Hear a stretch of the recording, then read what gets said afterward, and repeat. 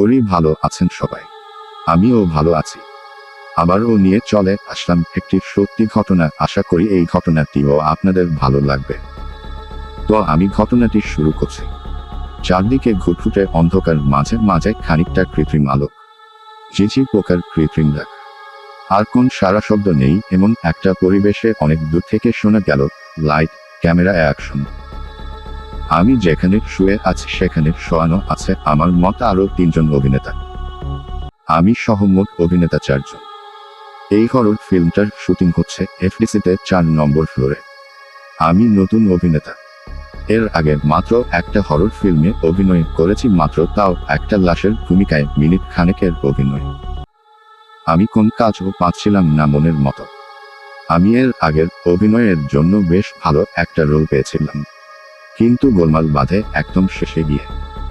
আমি ভুল করে লম্বা একটা শটের একদম শেষ 3 সেকেন্ডের আগে শ্বাস নিয়ে ফেলি। কেঁপে ওঠার জন্য আমার এই শটটাই বাদ দিয়েছিলেন আগের ছবির পরিচালক, কারণ এর আগে প্রায় 10 মিনিটের শট নেওয়া হয়ে গিয়েছিল এবং তাতে খরচ হয়ে গিয়েছিল প্রায় 2 লাখ টাকার কাছাকাছি। তাই আমাকে একদম একটা বাজে মরার পার্ট করতে দেন করুণা করে। এই একটা পার্টের জন্য আমাকে বর্তমান ছবির পরিচালকের কাছে ধর্ণা দিতে হয়েছে অনেকবার। হাতে পায়ে ধরে টাকা না নেবার শর্তে আমি রাজি হই এই মরার ভূমিকায় অভিনয় করতে।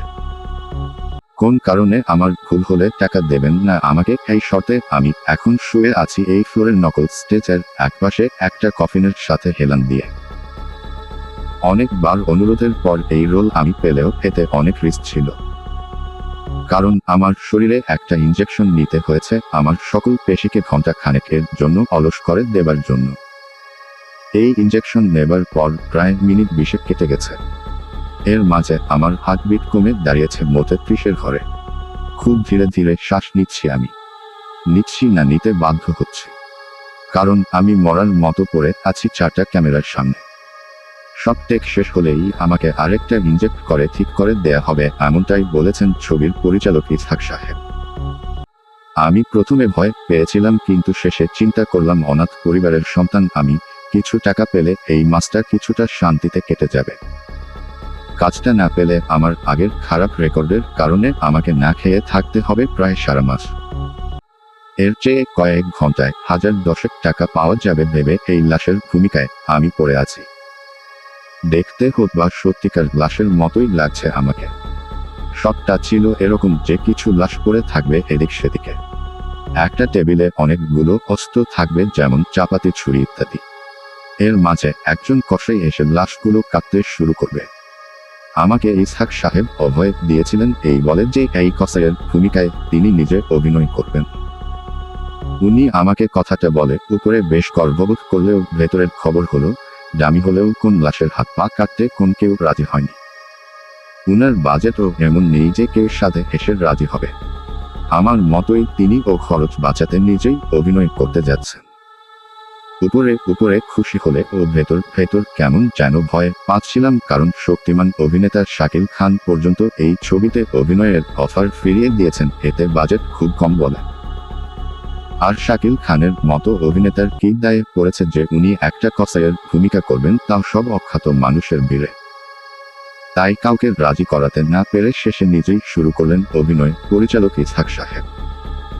অ্যাকশন শব্দ শোনার কিছুক্ষণ পর অভিনয়ের এলাকায় প্রবেশ করল কসাই, কিন্তু ইহসান খানকে ছাপিয়ে গেছে কসাইয়ের অভিনয়।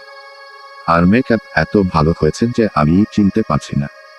বয়স 1 লাফে 45 থেকে নেমে এসেছে 25-এর কোঠায়।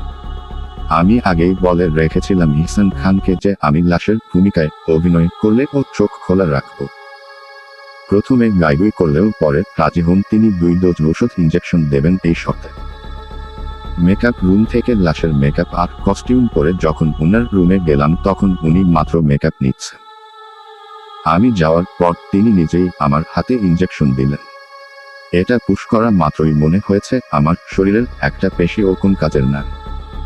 সব যেন একটা একটা করে ঘুমিয়ে পড়েছে।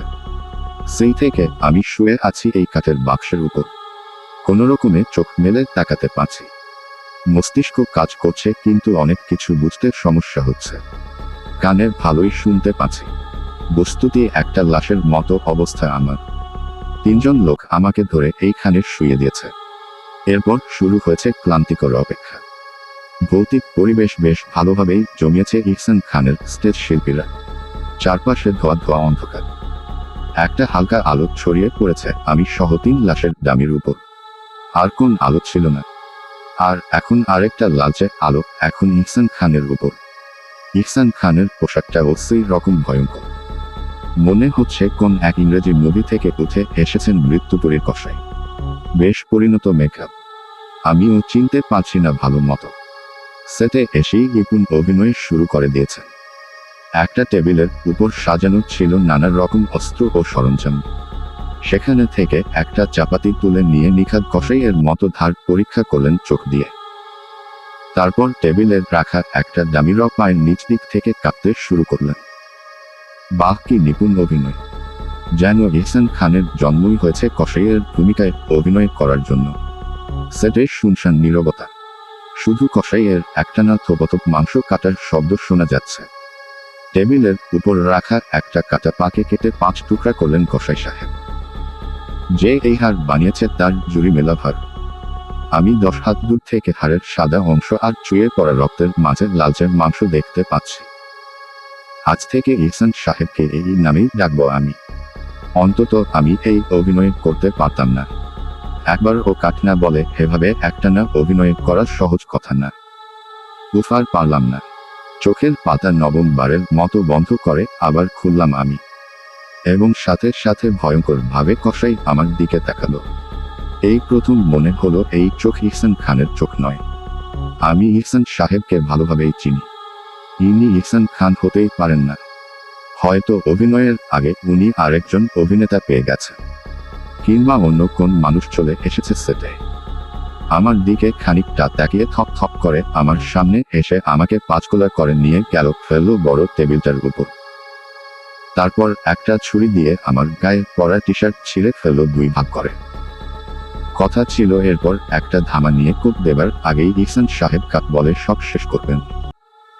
কিন্তু কসাই বাবাজি বোধহয় ভুলে গেছে আমার টি শার্ট কাটার সময় আস্তে করে ছুরিতে চাপ দেবার কথা। এত জোরে চাপ দিয়েছে ছুরিতে যে আমি নিজেই বুঝতে পারছি ছুরির একটা কোণা লেগে আমার বুকের কাছটায় সৃষ্টি হয়েছে একটা লাল দাগ। আমি বেশ ব্যথা পেলাম, কিন্তু এই সময় কোনোভাবেই শ্বাস নেওয়া যাবে না। তাই মরার মতো পড়ে রইলাম আমি। টি শার্ট ছিঁড়েই হিংস্র একটা হাসি দিল কসাই। শুনেই বুকের ভেতরটা দুবদুব করে উঠল। তারপর একটা ধামা হাতে নিয়ে ভালমতো ধার পরীক্ষা করে একটা হাসি দিল সে। এবং মাথার উপর ধামাটা ধরে কোপো দিতে যাবে এমন ভঙ্গিতে দাঁড়ালো কসাই এবং সবশেষ। কিন্তু না, কাট শব্দটা কেউ চিৎকার করে আগের মতো বলল না। কেউ কাট শব্দটা এখন ও বলছে না। পরিচালক যদি আমার সামনে কসাইয়ের ভূমিকায় হয় তাহলে সে কেন কাট বলছে না? সে কেন আস্তে আস্তে ধামা নামিয়ে আনছে আমার ডান পায়ের গোড়ালির দিকে? কেউ কাট বলেনি, তাই ক্যামেরা রোলিং করে চলেছে। এবং আস্তে আস্তে ধামাটা নেমে আসছে আমার পায়ের দিকে। আমি বুঝতে পারছি কোন একটা দারুণ ভুল হতে চলেছে, কিন্তু আমি মুখ নাড়াতে পারছি না। আমি কিছু বলে ওঠার আগেই ধামাটা এসে কোপ বসাল আমার ডান পায়ে। এবং এক কোপে আমার পায়ের একটা অংশ কেটে ফেলল কসাই। উফ, তীব্র যন্ত্রণায় আমার মাথা থেকে পায়ের গোড়ালি পর্যন্ত কেঁপে উঠল।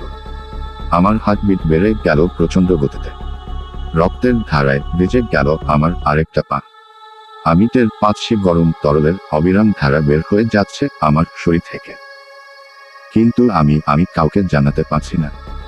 আস্তে আস্তে নিস্তেজ হয়ে যাচ্ছে আমার দেহ। আমার দিকে আরেকবার তাকিয়ে আবার ধামা তুলে ধরল কসাই। এবার ধামাটা এগিয়ে আসছে আমার গলার দিকে। আমি শেষবার নিঃশ্বাস নিলাম প্রাণ ভরে। ঠান্ডা বাতাসে শেষ ছোঁয়া এসে ভরিয়ে দিল আমার ছটফটে ফুসফুস। পরদিন আবার শুটিংয়ের সেট ফেলা হয়েছে এফডিসির 5 নম্বর ফ্লোরে। 4 নম্বর ফ্লোরে তুমি আমার প্রেম সিনেমার গানের শুটিং হবে। তাই 5 নম্বর ফ্লোরে সেট সাজানোর জন্য টিম প্রস্তুত। কসাই, ছবির পরিচালক ইহসান খান নিজে এসে বুঝিয়ে দিলেন ডিজাইনারদের কিভাবে সাজাতে হবে। ওদের দেয়া হয়েছে চাপাতি, ধামা সহ অনেকগুলো অস্ত্র, সাথে নকল হাত, পা, রক্ত ইত্যাদি। একটা কম বয়সী ছেলে আজ এসেছে এখানে সেট সাজাবার জন্য। সে একমনে অনেকক্ষণ ধরে তাকিয়ে আছে একটা কাটা মাথার দিকে। প্রথমে চিনতে পারেনি, কিন্তু পরে চিনেছে এটা নতুন অভিনেতা নিয়াজ মোর্শেদের মতো। যেই বানিয়েছে অবিকল বানিয়েছে। গত মাসে নিয়াজ মোর্শেদের সাথে প্রথম দেখা।